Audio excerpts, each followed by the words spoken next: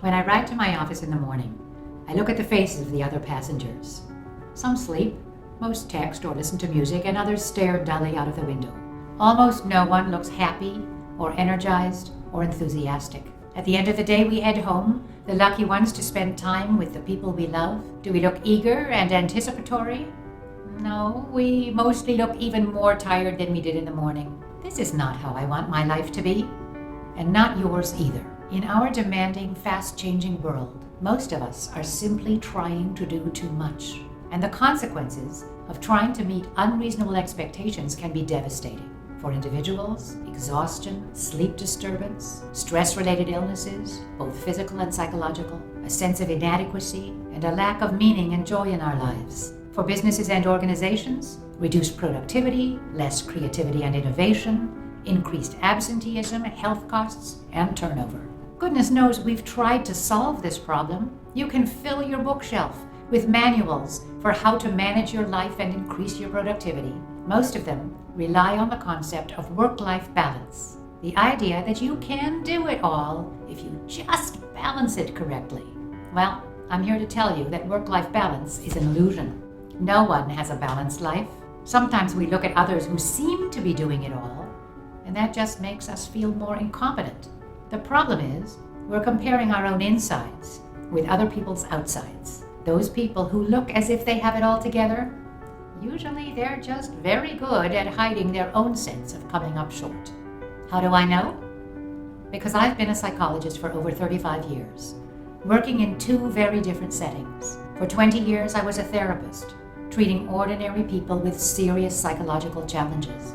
For the last 15 years, I've been a leadership coach, working with senior executives in powerful management roles, and guess what? Both groups are struggling with the same challenge of how to do it all. The answer is not balance. The answer is curation. When museum curators design exhibits, they make choices. There are beautiful, important items in the museum that don't fit in the exhibit.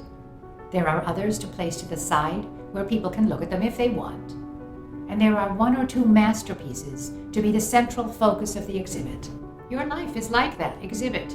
There are lots of beautiful, important activities that simply won't fit in your life right now. There are others you need or want to do, but they aren't the most important and don't deserve your best energy.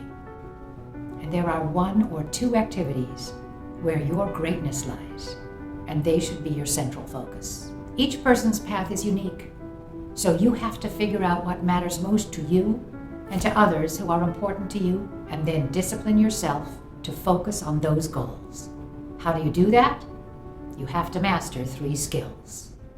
First, you need to know how to say no to the things that don't fit.